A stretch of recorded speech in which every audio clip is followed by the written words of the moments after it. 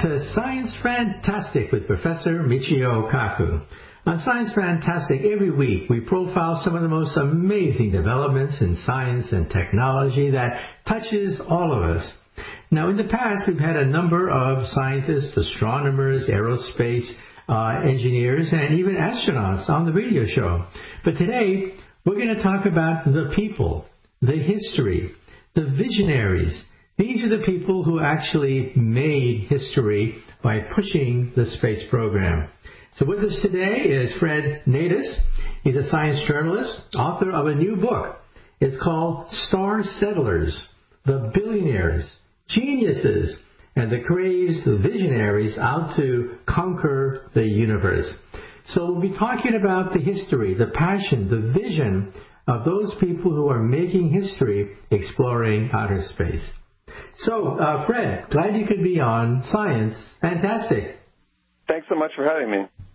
First question for you is, how did you, as a young kid, get interested in the science program, and what motivated you to write this book, Star Settlers? Yeah, as a kid, I was more of a comic book fan than a science fiction fan, but it caught up with me by my 20s, and I was looking for a new topic for a book, and as you mentioned, I had just written a book about early history of science fiction and pulp science fiction, and I was pretty fascinated by how Mars had been such a motivator for people, their imaginations, starting in the 1880s to the early 1900s. There was a lot of speculation that there were channels or canals on Mars. This was championed by a lot of leading astronomers at the time, and some pushed it even further, especially Percival Lowell in the U.S., who actually built an observatory in Arizona just to prove the thesis that there was a civilization on Mars, or at least that had built these channels on Mars. And I really think that this helped jumpstart science fiction altogether. It became a popular fad. There were songs written about Mars, the Martian Two-Step. There were lots of plays and books. One was a little bit like a Christmas story with a Martian coming to Earth and reforming a cranky, greedy old man. There were lots of novels in German, in Russian, and of course H.G. Wells' War of the Worlds was probably one of the most prominent of these. So I felt like there was something there, and also I think I was a little slow to it. I think a lot of people who get interested in astronomy, it's like a switch goes in their head, and they see things differently and are fascinated by stuff that the rest of us, at least, may not be.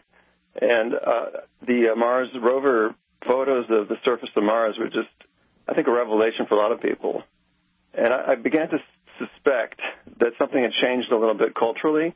I'm a cultural historian. I don't have quantitative proof of this, but just a sense that even the word spacefaring had become popularized as opposed to just talking about space flight or rocketry. This idea that our whole orientation of the civilization might be towards space. And so that was really the origins of where I began the book. And your book differs from other books about the space program, which dwells about the astronauts and the technology and what's out there. Your book concentrates on the people, the theoreticians, the engineers, the visionaries, the billionaires, and their passion and dreams. So I'd like to start with two of them, one Russian, one German. The first is Konstantin Tsiolkovsky, who was pretty much penniless most of his life, but laid the theoretical groundwork for what it would take using Newton's laws of motion to explore the universe. And then we have the opposite, Werner von Braun, born into the German aristocracy, a member of the Nazi Party, who is the father of modern rocketry. So tell us a little bit about these two individuals. What motivated them, and what inspired them to make such great contributions? Yeah, I think there was similar inspiration for both of them. Tsiolkovsky said that he was born I think around the mid-19th century. He was one of about 17 or 18 children born to a forester, so they're very provincial Russians. His mother came from a family of, I think, like fix-it people, artisans of that type. And at an early age, he had an accident that left him deaf, and this created a sense of isolation for him as a child. And of course, he had a huge imagination and intellectual capacities. So he was reading his older siblings' science libraries, and he had this almost mystical notion that if you could escape from gravity, in one of his books, he had a character called the gravity hater. He had this idea that it would almost be like a religious or blissful state of floating around, and he draws pictures of this, and this became a touch note for him.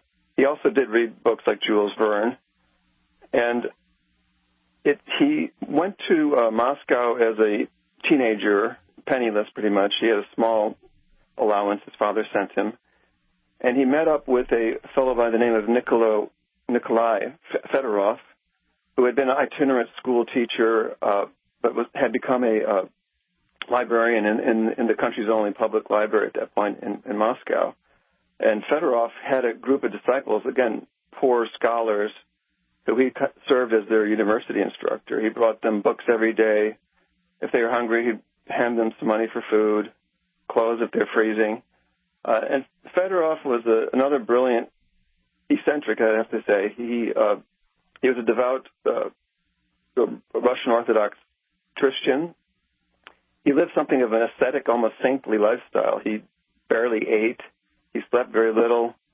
He had very few possessions, like a rented room, and supposedly he slept on a metal trunk that was arched on the top, so you could never really get comfortable. I imagine with at least an overcoat over him. But he was certainly not somebody seeking luxury. And Fedorov had even wilder ideas. He was very much excited by the scientific revolution. However, he, too, was a mystic, a religious mystic, and he had a theory that the common task of humanity was to end death. Death just was annoying, it was getting in the way. It was an insult, and he thought that all of humanity should be banding together to find ways to end death. And, of course, he went through medical research, new technologies. He even... And in a sense, this was part of his Christianity. He believed that this would be a great resurrection effort. And he wanted to resurrect all the dead. And of course, I don't know how he would do that, but he believed that technology would find a way.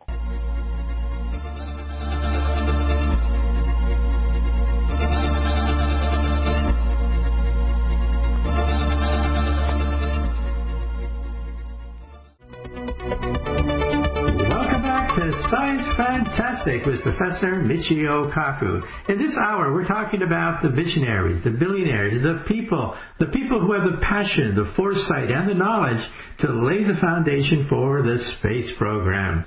Well, we began a short discussion with Tsiolkovsky, this penniless Russian who used Newton's laws of motion to lay out what it would take to go to the moon or Mars. Think about it, actual calculations which we study even today about what it would take to go to outer space.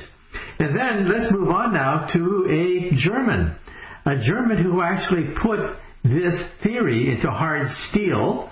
He was a member of the German aristocracy.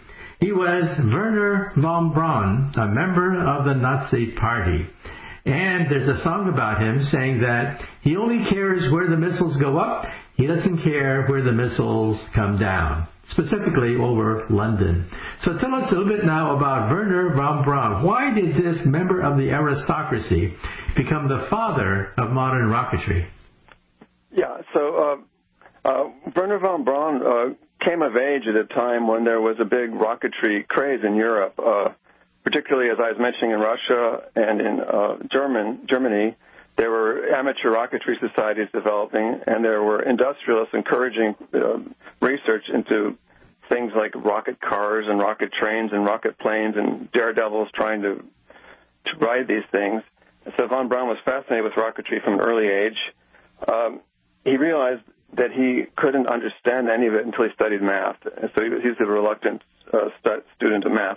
In any case, as a college student, he fell in with this group of amateur rocketry enthusiasts in like 1929.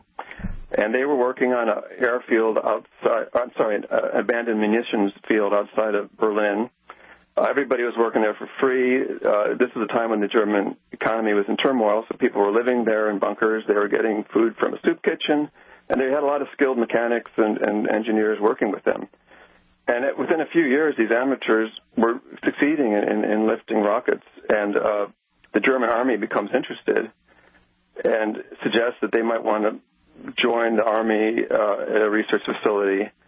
And most of von Braun's older colleagues were like, no thanks, we're not really eager to take that path.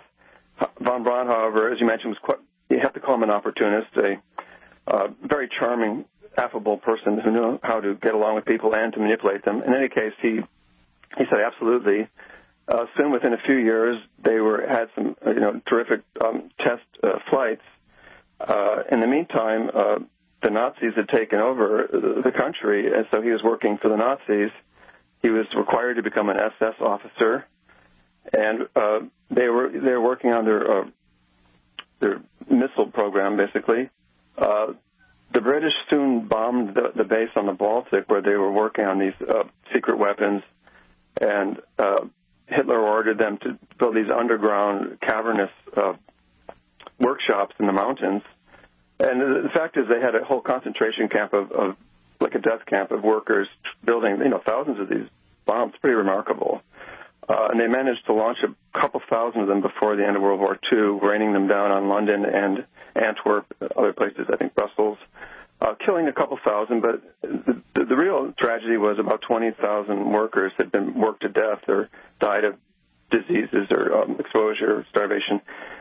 In any case, von Braun keeps landing on his feet. He knows that the Nazis are not going to win the war, and he maneuvers to get to the mountains away from the action in the last days. He even remarked, I just learned that Hitler committed suicide, but the hotel service and wine is wonderful. He soon surrendered to the U.S. Army. They were eager to have him. They wanted to take about 25 technicians for 6 months to the U.S. He instead talked them into taking 100 of his colleagues, and most of them spent the rest of their lives in the U.S. and became citizens. And, of course, first thing they were doing was launching V-2 rockets in the desert, White Sands. They then moved to Huntsville, Alabama, working on missile systems. And von Braun, when Sputnik took America by surprise, von Braun's team within 6 months had built a rocket capable of carrying the satellite explorer to outer space. So this made him a culture hero at a time where everybody was reeling from the idea that the USSR was ahead of America in the space race. And he went on to be appointed a director of the Marshall Center for NASA, helping develop some of the rockets like the Jupiter and the Mercury rockets that lofted the Gemini program and the Mercury program, and indeed the Saturn rockets that were used in the Apollo program. And he then became a strategist for NASA, and a lot of his extravagant demands for excursions to Mars immediately were turned down, and he retired. But he had for a long time there in the 1950s, he was really a culture hero. He appeared on the Walt Disney Hour, some space specials. There was a whole magazine series in Collier's, the 7-part series, in which he introduced ideas about outer space.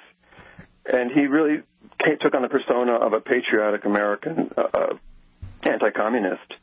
He said we could build space stations for scientific research, but we could also load them up with atomic weapons, and we could destroy any targets on the Earth if we wanted to.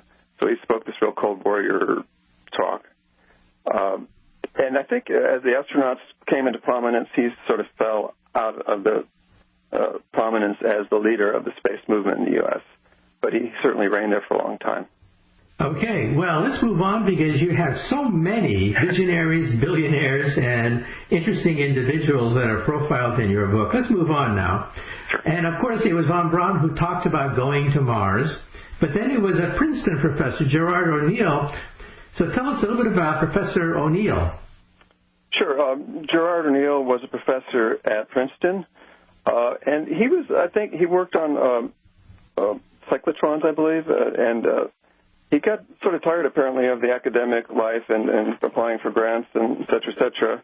And he, as a kind of adventure, he applied to be a scientist with NASA, a scientist astronaut with NASA. He made it through a few rounds of the program. He was slightly older at the time. He was already 40. And he ended up getting winnowed out, and this was a real crushing blow to him at the time. But he then went on to come up with this idea of building space colonies that would basically be in the same orbit as the moon around the Earth at the Lagrange points, about 60 degrees off of the moon on either side. And he claimed that you could park thousands of space colonies in these areas. And he had pretty grand ideas of building these things using, not bringing materials up, but extracting materials from the moon and launching them into space, fabricating all the materials you need to create these giant space colonies. Some of them would have square acres as large as Maryland or some different states like that. His favorite plan was giant rotating cylinders that you would, you could look up into the sky and see the colony opposite you. But he had this. It became very popular. In fact, he spoke to Congress about it. Governor Jerry Brown in California was a big enthusiast, and this led to his nickname, Governor Moonbeam, at the time. And there was a whole grassroots interest in it. These L5 societies started to appear on college and high school campuses with the slogan L5 by 95. So there was this hope in 1975 that within 20 years we'd have these giant space colonies, and that they would help with the energy crisis at the time, and they'd help clean up the environment because they would be beaming, they would harvest solar energy and beam it down by microwaves to rectenna on the Earth. So it was a very, I guess you'd call it utopian, idealistic effort. And again, just in recent years, Jeff Bezos has jumped onto this idea and thinks this is the real answer.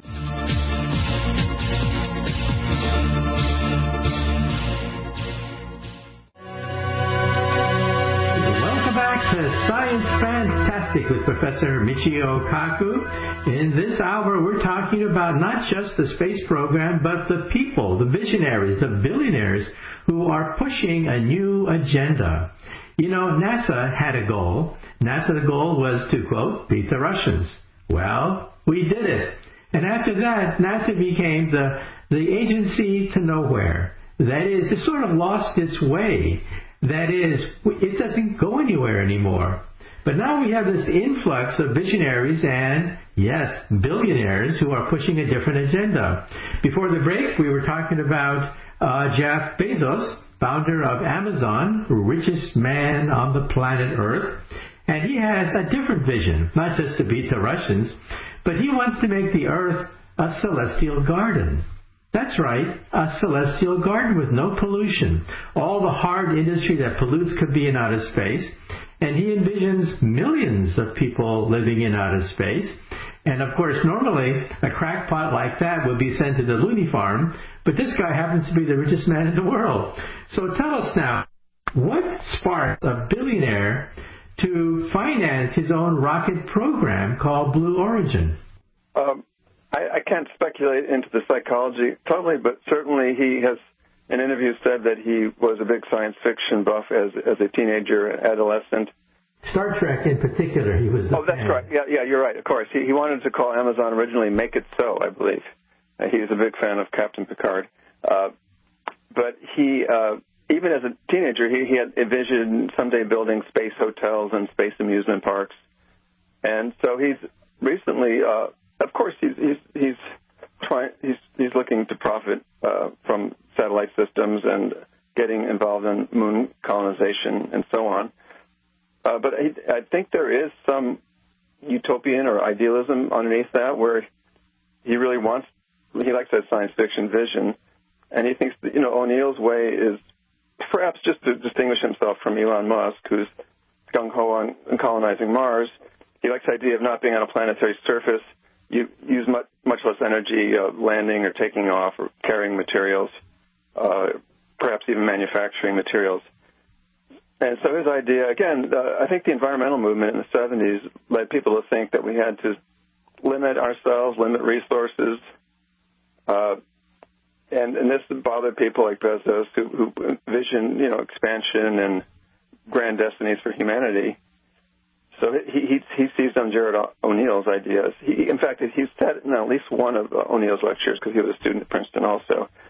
So his vision is somewhat similar, that most of the population will be living off-planet, and Earth, as you said, will become a kind of wilderness preserve for perhaps visiting now and then, and leaving it alone to the animals.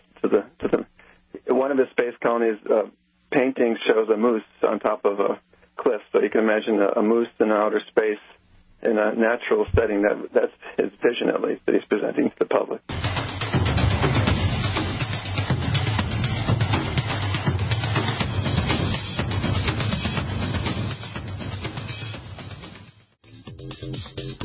Welcome back to Science Fantastic with Professor Michio Kaku. Once again, with us on the line is Fred Natus, science journalist, author of a number of great books, including The Man from Mars, Ray Palmer's amazing pulp journey about the origin of science fiction, and also Star Settlers, his latest book, The Billionaires, Geniuses, and the Crazed Visionaries Out to Conquer the Universe. Where we last left off, let's talk about the billionaires who are now rewriting the agenda for the space program. It used to be that people followed the antics of the astronauts, and young kids dreamed about becoming an astronaut, going on to the Apollo space program. But then, well, it all collapsed. Why? Cost. It costs a lot of money to go into outer space. $10,000 to put a pound of anything into near-Earth orbit. That is your weight in gold. Think of your body made out of solid gold. That's what it costs to put you into outer space. But now, we're talking about one day mom and dad may go into outer space.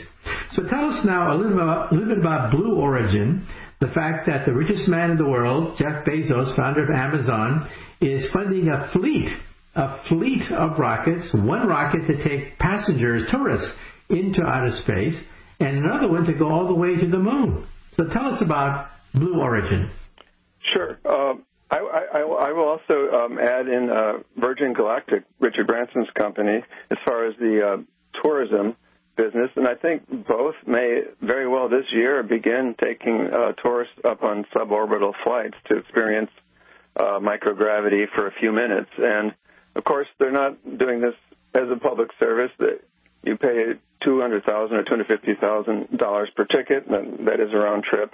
But so I think, again, they are businessmen, and they see a possible business plan here. As far as Bezos he's certainly angling, I'm sure, for government contracts or military contracts.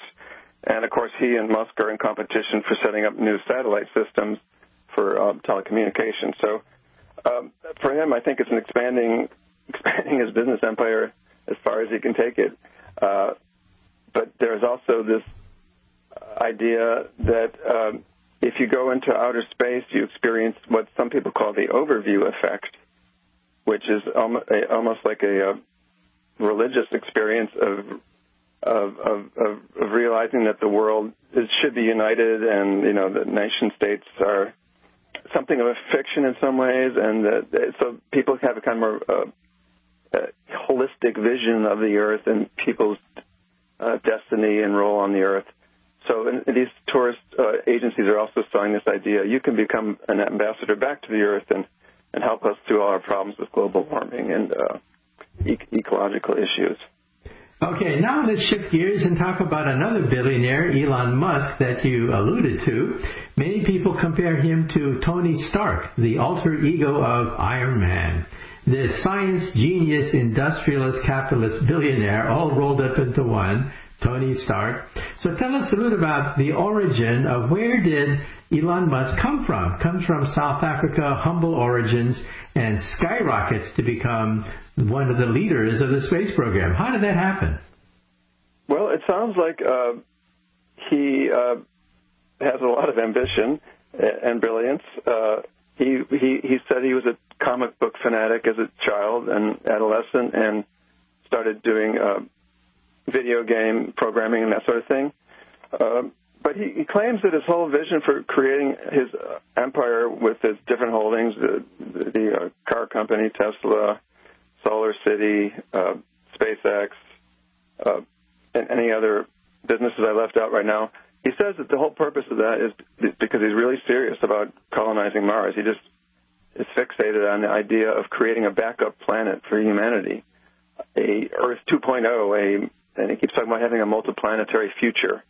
So he's concerned that there might be a comet or asteroid strike that could destroy the Earth, or pandemics that wipe people out, and we need to start seeding other planets or surfaces to avoid this future.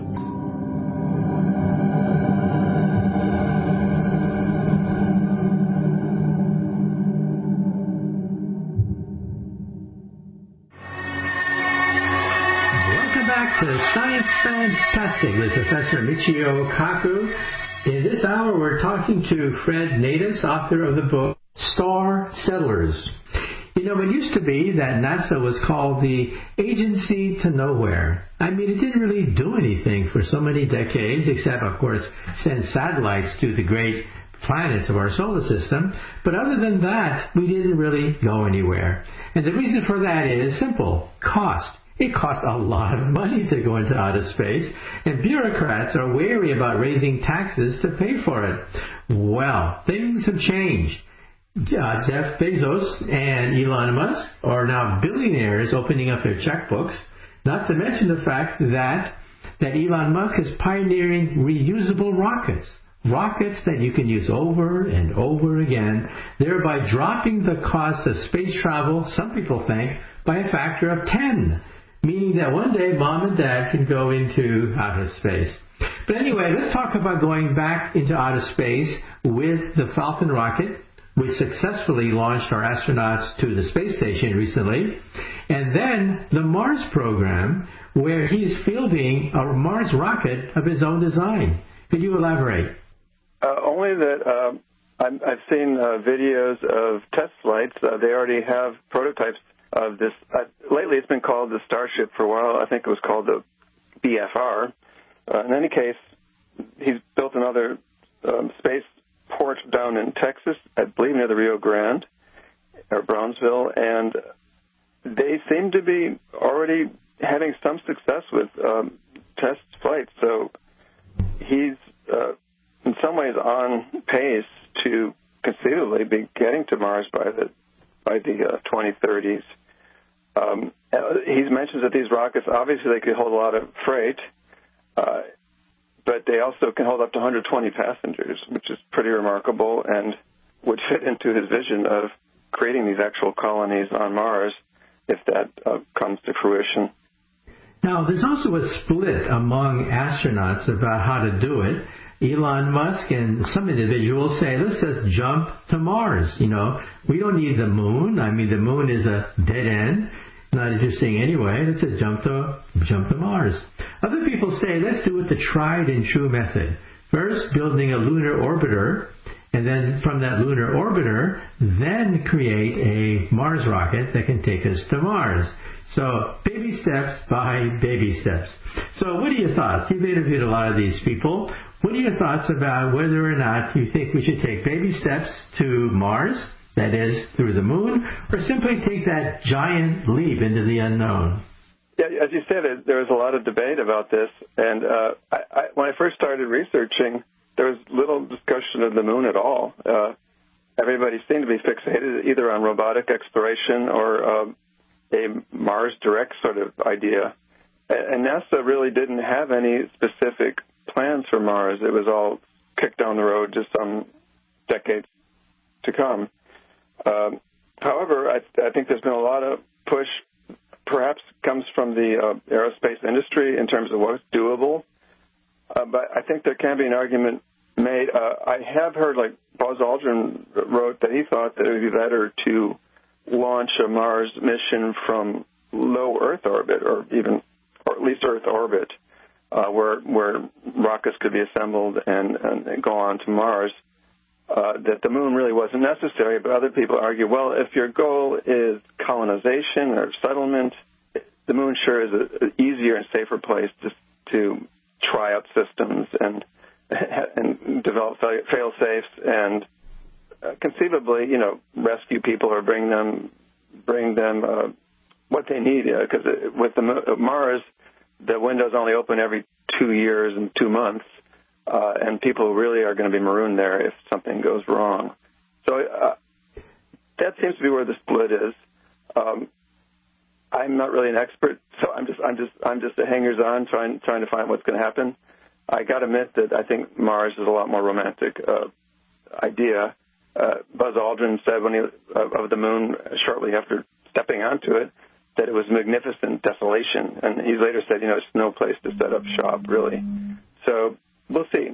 Okay, and also in your book, Star Settlers, you make comments about even going to the stars. Another billionaire is trying to sponsor the first Starship. Not like the Enterprise, but a small device the size of maybe a paperclip. But what are your thoughts about another billionaire going to the stars? Oh, okay.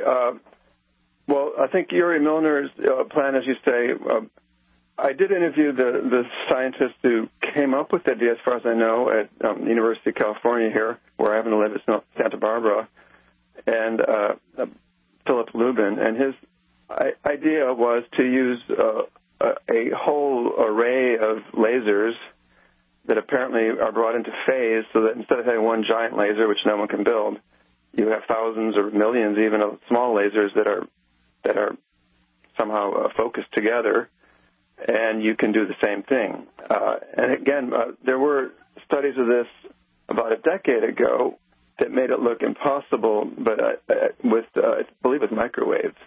Just way too costly. The amount of electricity required was more than the Earth could produce.